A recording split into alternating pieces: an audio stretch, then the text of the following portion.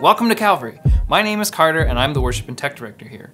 Here at Calvary, we want this to be a place where you can come and worship, get to know God, and connect with our community. If you're new here, we can't wait to get to know you. Feel free to message us on social media or text the word HELLO to 587-323-1199 and we'll respond right back. This is a great first step to joining our church family. We also want you to experience daily encounters with God, discipleship, and community. If you want to learn more about our culture here, deepen your relationship with God, and find a small group that you can really connect with, we'd encourage you to talk to one of our volunteers or staff after the service. I'm so glad you could join us.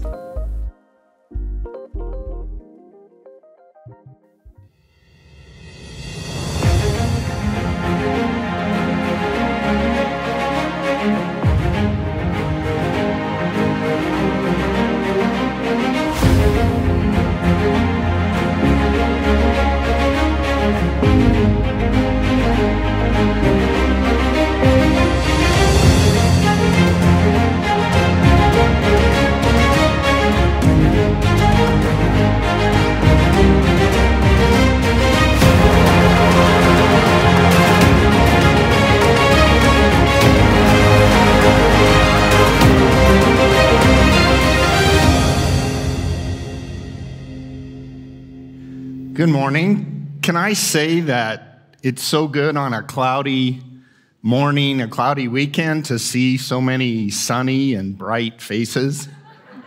So awesome.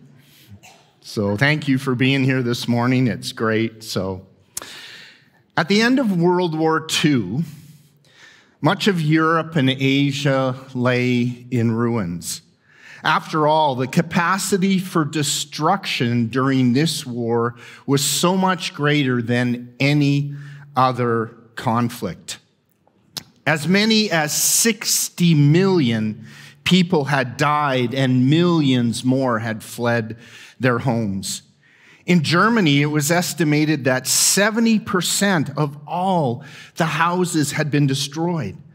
In the Soviet Union, tens of thousands of towns and villages lay in shambles. And in Japan, of course, we know that 2 cities were horrendously obliterated.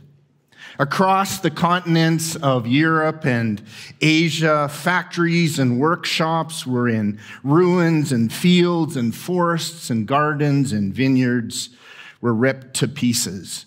Food and supplies were extremely scarce because the majority of ports and bridges and railways were just smoking piles of ash. The mental toll on people as well was just as great. Approximately 1 million American soldiers sought psychiatric help after the war. And the trauma and the fear that the Holocaust and the bombing survivors endured was horrific and unfathomable and lasted for years and years.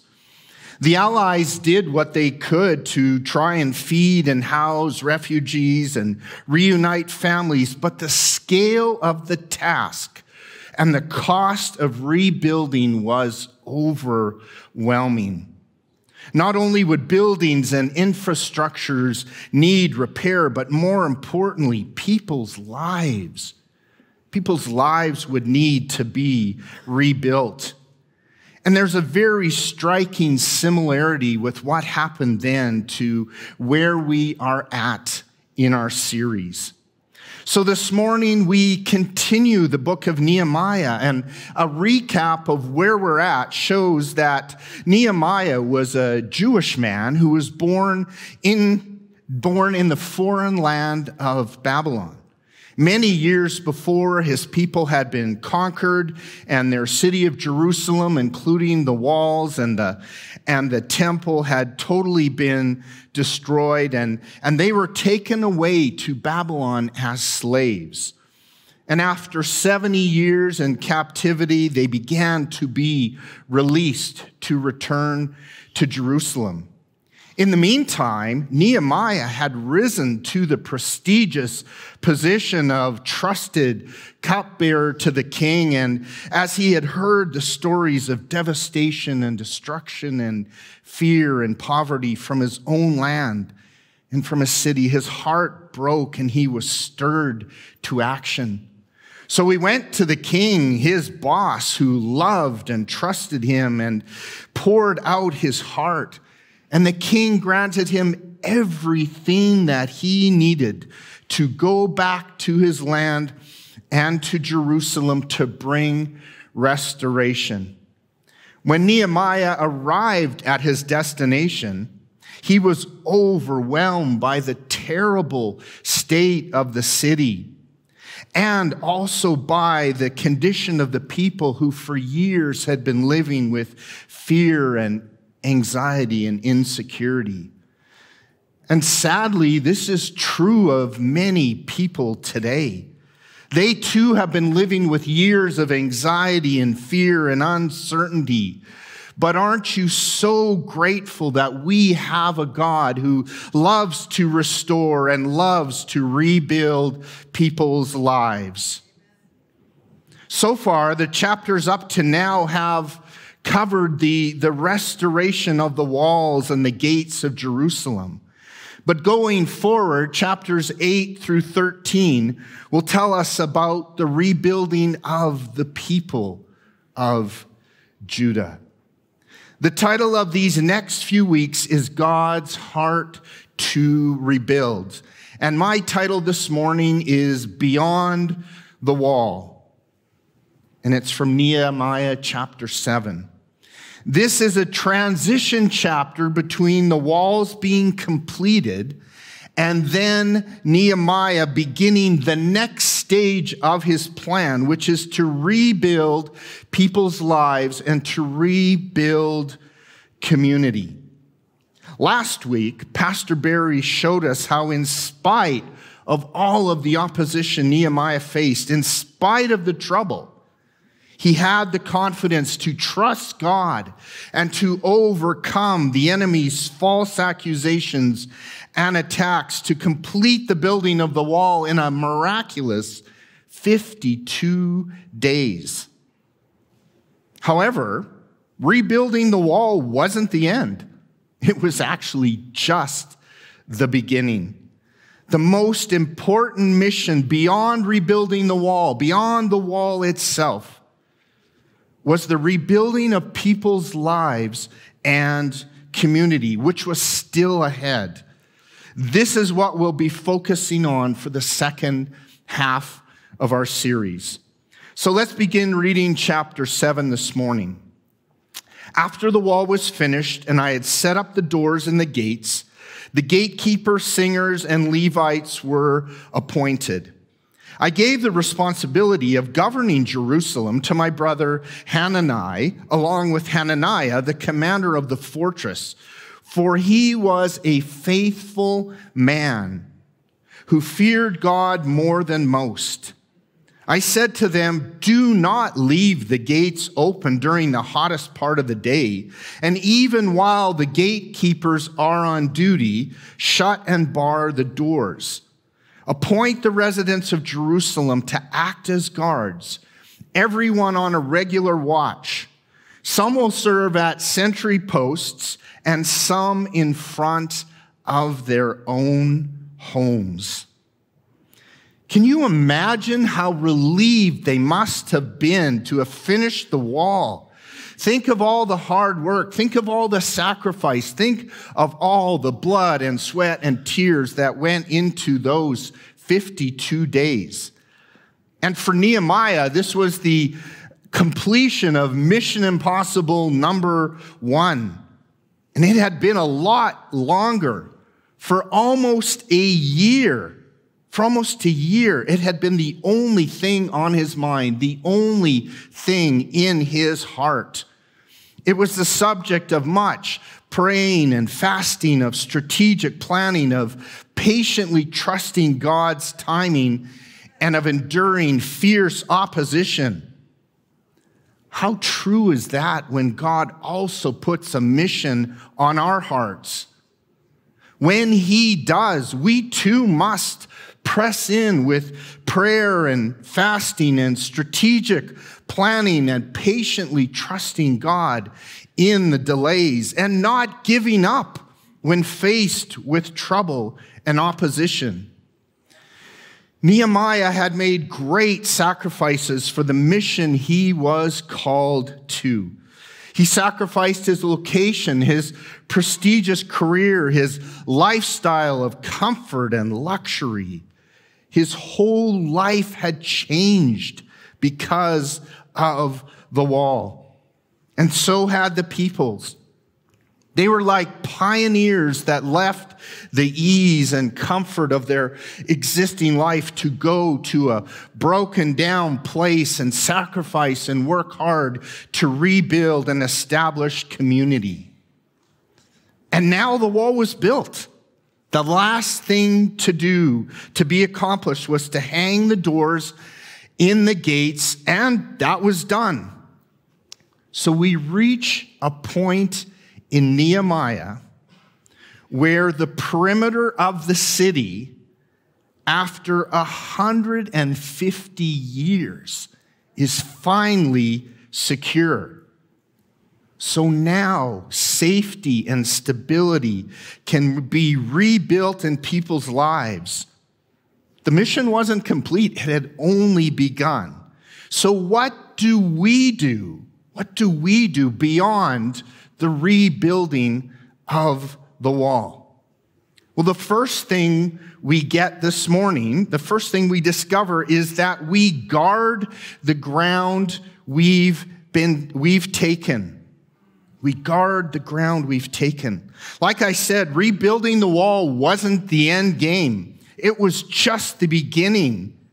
There are times to build, and just as important, there are times to preserve and times to protect what has been built. Did you know that one of the most dangerous times in our lives is just after we celebrate a victory? It could be a natural victory, like a goal we've worked very hard to achieve, or usually it's after a spiritual victory. Often our guard is down because we've just fought through a battle, and frankly, we may be exhausted. Maybe you've worked so hard through Freedom Session, or you've had spiritual victories and times of healing in other ways. But you can't sit back. Press into God. Press into community. Your small group, those are the people who will help watch your back and help you stay on guard. Don't let the enemy take back the healing you've received. 2 John chapter 1 verse 8 says, "Watch out that you do not lose what you have worked so hard to achieve." Personally, in my life, in my marriage, my wife and I have had to be fiercely protective to guard the ground we've taken in having a great marriage. From day one, it was challenging. It was a perfect storm, you could say. She was from a very strong American family, a mom who was a head nurse and a dad who was a Marine Corps captain. And he specialized in intelligence gathering and demolitions.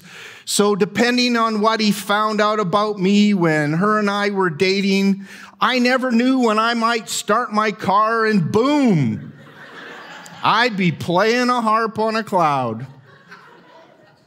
But seriously, in her family, no one beat around the bush. No one tried to make sure things were said gently, that no one's feelings were hurt. No, life is hard, and they prepared their children for it, letting them know their faults and how to work on them.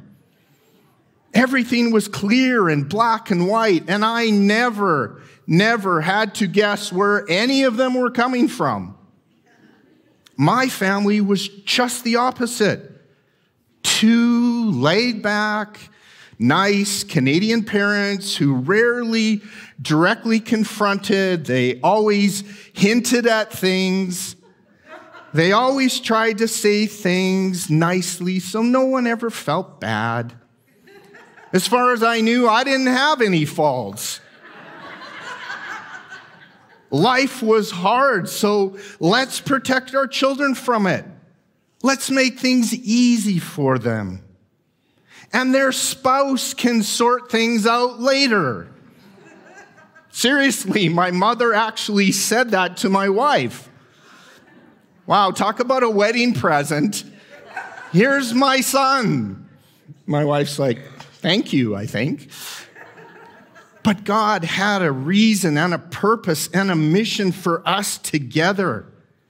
And he had given both of us a gift of many godly generations before us. So we weren't going to let the enemy steal that ground that those before us had taken. Marriage is not for the faint of heart, but it's for the courageous. So we fought to keep that ground. We read books, we watched and listened and went to seminars on the different personality types, on the love languages, on birth order and sex and finances and raising children and walking in forgiveness. Even to this day, we continue to fight for, to guard, and to put on the armor of God over ourselves and over our marriage. It's crucial. It's so important that we fight to maintain what God has done in our lives and the healing and victories that we have achieved. So what else can we do to rebuild community beyond rebuilding the walls? So number 2 is recognize different callings. Nehemiah verse 1 says, after the wall was finished and I had set up the doors and the gates, the gatekeepers, singers, and Levites were appointed. The gatekeepers, well, those who were on guard to protect the city, those were the gatekeepers. For example, your small group leaders are there to care and watch over you. Our elders, our ministry leaders, our amazing volunteer leaders, our intercessors, all are working together to rebuild, maintain, and guard community. The singers, those who led the people in praise and worship. Do you know it mentions the singers 18 times in Nehemiah? The walls were rebuilt so that people could worship God again without fear and with great freedom. How many of you appreciate our incredible singers and musicians and sound and tech team that bring us into worship and God's presence each Sunday? I know I do. Amen. The Levites, these were the priests that ministered to God on behalf of the people.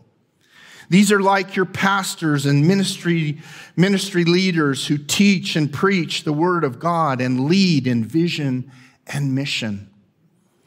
Ephesians 4:11, it's not on the screen, but it says that Christ gave many different callings and giftings for the building of the church and the building of community. God has made each one of us here unique with a unique gifting and calling. What is yours? What else can we do to prepare to rebuild community? Number 3 is we develop faithfulness. So verse 2 says, I gave the responsibility of governing Jerusalem to my brother Hanani, along with Hananiah, the commander of the fortress, for he was a faithful man who feared God more than most. So great skill and talent and ability, they all pale in comparison to solid, reliable, faithful character. It doesn't matter if you can't sing or play an instrument, or if you're shy about meeting people, or if you don't speak well in front of others, or if technology or working with children, if those aren't your things, that's okay. Do you know some of our greatest, most incredible volunteers are those who are in the back of our hot kitchen washing dishes, or after everyone has left, they're scrubbing tables or changing garbages. And you know what? They are amazing because they show up consistently, because they have character and they are faithful. So how can we develop faithfulness in our lives? Well, one way is do what you say. If you promise or commit to something, keep your word. Show up. But I'm tired. But this or that came up. Well, understandable. However, what would it look like for you to develop even more faithfulness in this area? For example, if you stepped up and said that you're willing to help as a volunteer, that's fantastic. Thank you. Developing even more faithfulness might mean finding someone that you can train and mentor. That would be incredible. You would have a backup and you would have a successor. That would be so cool. Faithfulness is key in your family, your job, your ministry. God and our community here, we need and depend on you because you are valuable and you play a key role. How else can we develop faithfulness in our lives? Well, do what God has given you to do and do it well. For example, are you a father with a family to support? Well, then work hard, but also help around the house and with the kids. Most of us are or have been or will be employees. So be on time. Even better, be early. Be the hardest worker there. Be dependable. I'm so thankful that I had a dad who I remember every morning going early to work. I can't think of one time I remember him staying home from work because he was sick or for any other reason. And I'm so thankful for kids who have, during seasons or times when they've had to work longer hours or put in the extra work, they didn't complain. They just did what needed to be done. So have a great attitude and spirit of excellence in everything you do. The next key to developing faithfulness is start with the little things. In Luke 16, Jesus' words are paraphrased this way. It says, if you're faithful in small-scale matters, you'll be faithful with far bigger responsibilities. The particular context here was money, but it's a much broader point. So, do you pay your bills on time? Do you honor God with the finances He has given you through generosity? Do you use your time effectively? What about relationships? If we can manage the small things in life well, God can trust us with the larger, more important things. So how do we help others develop faithfulness? Well, we lead by example. 2 Timothy says, what you have heard me say in front of many people, you must teach to faithful men and women. Then they will be able to teach others also. No matter what God has given you to do, remember that you represent Him. And therefore, be an example to others, whether it's your children or fellow employees or neighbors. Someone is always watching us. So, big or small, lead by example and do everything with a great attitude and with excellence. 1 Corinthians 4:2 says that we are called to lead with faithfulness. So what else can we do to prepare to rebuild community? Number 4 is always be watchful. Verse 3 says, I said to them, do not leave the gates open during the hottest part of the day. And even while the gatekeepers are on duty, have them shut and bar the doors. Appoint the residents of Jerusalem to act as guards, everyone on a regular watch. Some will serve as sentry posts and some in front of their own homes. As I mentioned earlier, this was such an important time. They had just accomplished such a great task, and therefore they had to be especially diligent. Nehemiah is basically saying here, open the gates late and close them early, and even when they're closed and locked, be on guard. So give the enemy as little opportunity as possible. We too need to watch out for our enemy's tactics. 1 Peter 5 says, stay alert. Watch out for your great enemy, the devil. He prowls around like a roaring lion looking for someone to devour. We need to be alert and watch out for the spiritual dangers that Satan tries to entrap us with that can cause us to fall into sin and destroy our lives and our destiny. So, church leaders, small group leaders, be alert and watchful for the dangers that could damage God's people. Church community, guard our mouths so that we don't gossip or slander and cause division and disunity. Married couples and singles, be alert to the temptations that can draw us into sin, that could destroy our marriages, that could destroy our futures as individuals.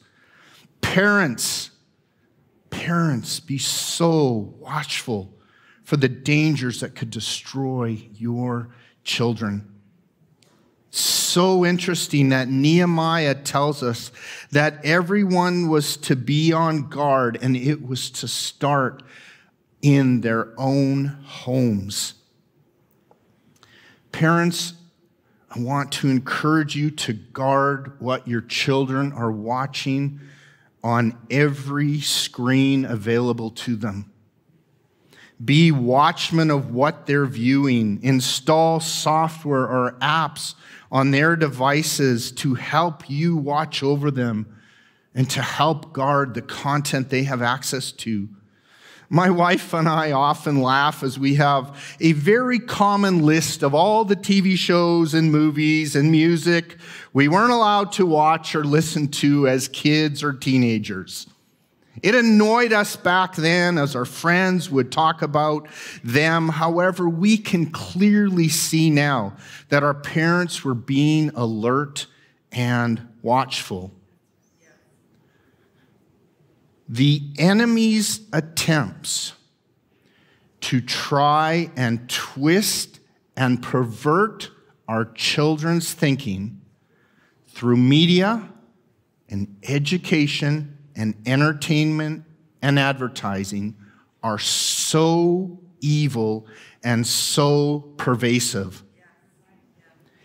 Everything that is aimed at them is to get them to question who they are, to question how God made them perfectly in His image, to go against their created nature itself.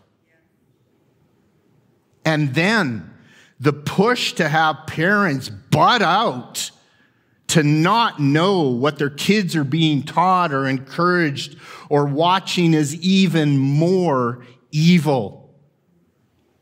Parents, ask God for His help to be alert, to be on guard and to be involved and watchful in every area of your children's lives. Check your young kids' devices all the time, and periodically even check your teenagers' devices. You won't win any popularity contests, but you are accountable to God. He has entrusted you with the children He has given you and with being on guard for their very souls. Yes. Amen. Well, I don't want to be one of those parents. Guess what? The enemy doesn't want you to be one of those parents either. But God and your children need you to be. Isaiah 62 says, "O Jerusalem, I have posted watchmen on your walls. They will pray day and night continually. Take no rest, all of you who pray to the Lord." Our spiritual safety as a church community counts on each of us to be willing and able to be watchful, always on guard for our own hearts and our own families against sin. So what else can we do to prepare to build community? Realize that we all play a valuable role, a critical role. Nehemiah 7, verse 4 says, "At that time the city was large and spacious, but the population was small, and none of the houses had been rebuilt. So my God gave me the idea to call together all the nobles and leaders of the city, along with the ordinary citizens, for registration. I had found the genealogical record of those who had first returned to Judah. Now that the walls were rebuilt, Nehemiah has turned his attention to rebuilding the hearts and lives of the people. He also notices that many of the houses that had been destroyed weren't rebuilt. So God puts it on his heart to take a census of the people so he can better assess the situation. After all, only 2% of all of those who had been taken into captivity had the courage to return. So he does so by genealogy and family history so that he can determine exactly who came back and how they fit into rebuilding community. God knew exactly who came back and for what purpose. So he places the wisdom in Nehemiah's heart to come up with a plan. It is so important that you realize today that no matter what your family background, no matter what your background or history period, no matter what you've done or has been done to you, God has placed you here at this point in history as part of community to fulfill the role that he has planned for you. You and your family may be the first in line to decide to become Christ followers, or previous godly generations may have passed the torch to you. Either way, you are now called to carry it faithfully and pass it to the next generation. You are part of God's kingdom, and you have a key role in God's plan to rebuild community. The worship team can go ahead and come up. So our final point this morning is live generously. Verse 6 to 69, if we went through each verse and read each family, we'd be here till morning, but they are a detailed list of all the families who came back. And then verses 70 to 72 literally list in today's numbers millions of dollars given by the families who were committed to rebuilding community. Why? Because they were invested. They were fully in. These 2% of the people who didn't stay in Babylon were true pioneers. They gave up lives of comfort and ease for something far more significant. First of all, they put in the hard work to rebuild the walls. And now they're investing out of their own pockets in rebuilding community and rebuilding people's lives. Maybe you're brand new here, or you've only been here for a short time, and you know what? You're still trying to figure out if this is the church community for you, and it might not be. That's okay. But if you've said yes, this is where we will put down roots. We've joined a small group, or we're volunteering, and we're tying into the vision we hear each week from the pulpit. This is where our family is being spiritually fed. Then, is it time for you to start investing into what God is doing here? In the book of Malachi, the people were enjoying the benefits of community without contributing to the cost of community. God said, that's not how I've set things up. God says, my intention is for everyone to contribute to building my church, building community. And this is the exciting part. When they were all obedient to do so, to do their part in giving and generosity, God would do his part. And he would open up the windows of heaven and pour out his blessing. God is so serious about this that he says, if you don't believe me, test me. Test me. So let's do this. Let's do this together. What does rebuilding look like beyond the rebuilding of the wall? It's being alert and guarding what God has already been accomplishing. It's faithfully using the talents and abilities that God has given each of us. And it's generously through the blessings we've been given, working and contributing together to build community and reach a lost and hurting world. Amen? Amen. Let's stand and worship together. Even as Pastor John